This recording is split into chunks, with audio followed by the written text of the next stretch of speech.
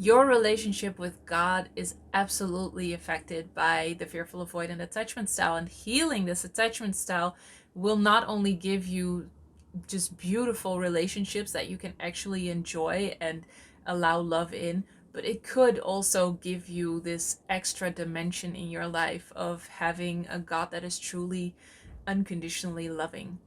I am Pauline, and I am so happy you are here because I've been wanting to talk about this topic for a while, but I've been putting it off because I know God and religion can be a very controversial topic. Um, but I know it can also help so much. It can be so healing and it can help you on your healing journey. And so I do want to talk about it. I am, of course, going to preface this by saying any anything you believe is completely okay. I am not saying you have to believe in God. I'm not saying what God should look like. This video is all about how you see God and your relationship with God. And I'm kind of assuming that if you watch this video, you're either interested in a relationship with God, or you have been brought up in a religion that involves God. So please take whatever you want out of this video and know that I am not in any way telling you to believe anything. Um, that is completely and totally up to you. I'm just trying to always find anything that will help you on your healing journey, and this might be actually something, and so we are going to talk about it. So you can see God in so many different ways, right? There are so many ways you can see God, you can have a relationship with God.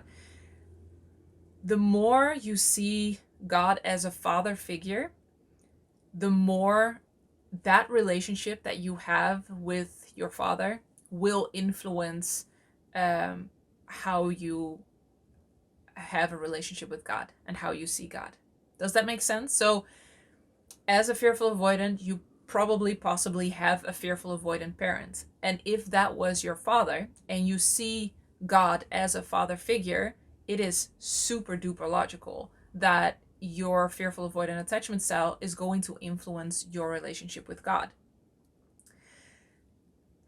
Because it is really hard to see those two things separate. I know there's people that can do that even when they are still struggling with the fearful avoidant attachment style. They can see God as something completely separate from their own father, which is amazing, and then it can help you so much in healing.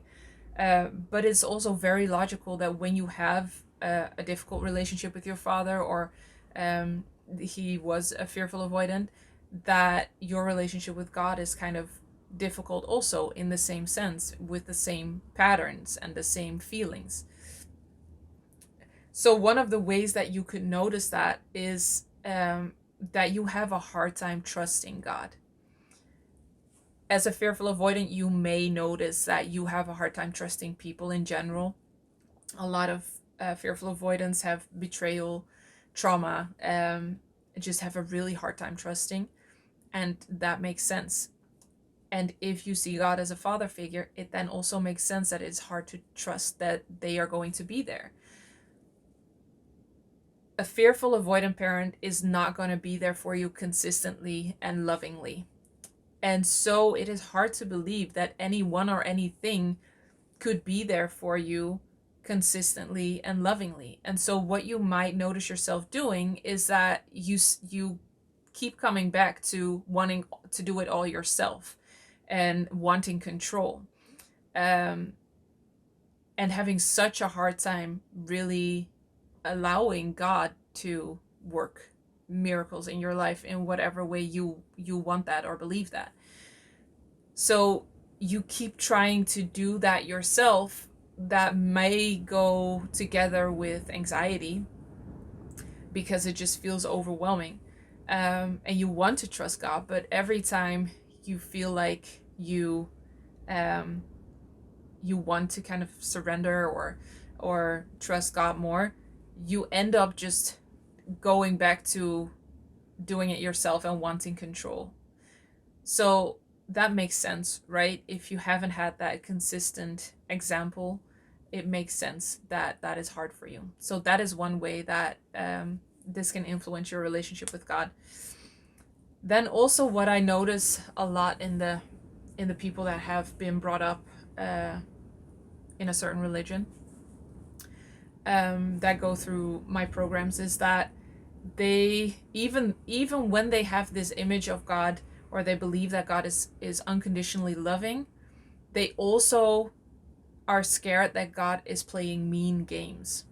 And what I mean by that is that I sometimes get the question, but what if God is telling me to leave this relationship and then I have to be with somebody else that I don't want to, and that is God's plan? So they feel that this relationship feels good. They feel safe in this relationship. It feels warm, it feels loving. And then they are scared that that is not what God wants. And so they have to do something that they don't want to do for the rest of their lives. And this is just very clearly trauma. That means that as a child, you have experienced that what you want doesn't matter, and that there is an authoritarian figure that will tell you what to do and does not take into account what you want. And so if you have an image of an unconditionally loving God, it doesn't make sense that they would play mean games.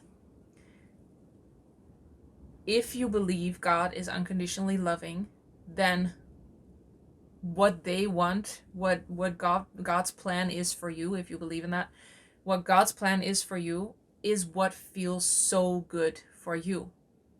It's what you want. It's what would make your life beyond beautiful.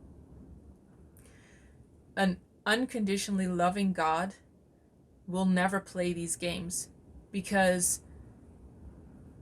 if they would say you have to follow my plan or otherwise you are going to be unhappy forever, or I'm not going to love you, that is very manipulative. That is not okay.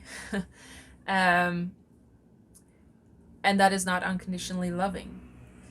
And an unconditionally loving God will never demand something of you in a certain way, because that will always come from fear.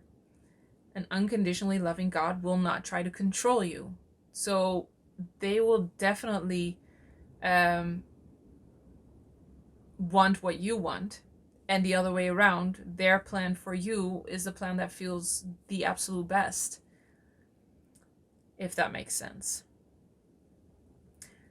So being afraid that there is something out there, a God, that is wanting you to do something that you don't want, is a clear sign that your relationship with a parent is affecting your relationship with God, because God would not work that way. An unconditionally loving God wouldn't work that way.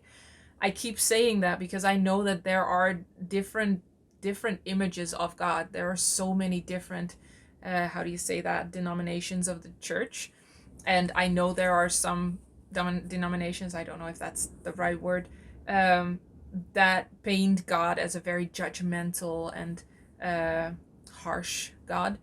If that's what you believe, then that's what you believe. I mean, I'm not judging that at all. It's whatever works for you. Truly, I mean that. The only thing is that if that is causing fear, that might be connected to the trauma that you have in childhood. So what I wanted to make this video about is an unconditionally loving God, because I know that that image exists also, and that could help you on your healing journey, and that is all I want for you. So yeah, if you see God as really judgmental and you don't want to, there is a part of you that believes that God can be very unconditional or is unconditional, but you feel like God is judgmental. That can also be a sign that your attachment style is influencing your relationship with God. And what makes it also harder is that it could be that you just have no concept of unconditional love. You don't know what it means when there are no conditions on love and support and nourishment. So believing you have to perform, or believing you have to be a certain way in order to receive love or receive God's support, God's miracles, whatever you believe, that means that you have a really hard time accepting that God's love is unconditional, can be unconditional. Because there are no conditions. You don't have to be a certain way in order to be good enough to receive love. You will always be worthy of love. And an unconditionally loving God will always, always be there for you. No matter if you make the same mistakes a million times or are doing really, really well. Just as there are very unconditionally loving parents who just guide their child again and again, who are there, who don't judge, who don't criticize, who don't tell them mean things, there can be a God that is just there for you always. You could see it as if you put on Google Maps, you use Google Maps to navigate. If you take the wrong turn, Google Maps is not going to judge you, right? They're not going to say, you idiot. They are just going to recalculate the route. And it doesn't matter if you do that one time or a million times. It doesn't matter. It's neutral. It will always help you. It will always recalculate. And of course, I don't want to say God is Google Maps, but that analogy may help you to see that in a way that's unconditional, because you will not be judged. It doesn't matter what you did or didn't do. It doesn't matter your behavior or if you've been perfect or not. It doesn't matter. An unconditionally loving God will always be there for you and will always guide you to a place where you feel amazing about you and your life. So if there is such a thing as God's plan for you, that plan will feel amazing in the end.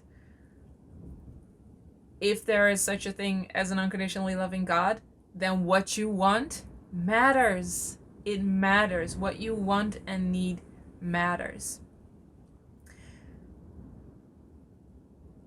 So see what kind of characteristics you ascribe to God. Make a list. What does your God look like? If you believe in a God and you want to believe in a God, what does that God look like? And be honest, not what you would want them to look like, but what they actually look like. What kind of characteristics do they have? And then next to that, make a different column that says, okay, what are the characteristics of my parent figure that had the fearful avoidant attachment style? And see if those have similar things on those lists. And then see if you can create a list that shows how an actual unconditionally loving God would handle all of these things. And why it doesn't make sense that they then would be judgmental, for instance. That can help you change your image of God and therefore your relationship with God. And this can be a process, and healing the fearful avoidant attachment style can really help in making that relationship with God more loving and more easy to trust, which can really help in healing even more. That is why we're talking about this. And you may have noticed that I didn't share anything about what I believe, because I don't think that's relevant. I don't think that's relevant. I don't mind sharing it, but so if you're interested, let me know in the comments below and I will. But I want this to help you. I want this to be helpful to you and help you on your healing journey. And yeah, that's why I made the video. I really hope this was helpful. Please let me know in the comments below. Be kind to each other. Let's just let each other believe whatever we want to believe, because dealing with this fearful avoidant attachment style is hard enough. It's a struggle enough, and let's talk about this, because it can be a beautiful thing and it can really help us. But please also just be kind to each other. As always, I am so happy you are here, and I will see you in the next one. Healed and Happy is a tailor-made online program where me and my team personally guide you through healing the roots of a fearful avoidant attachment style.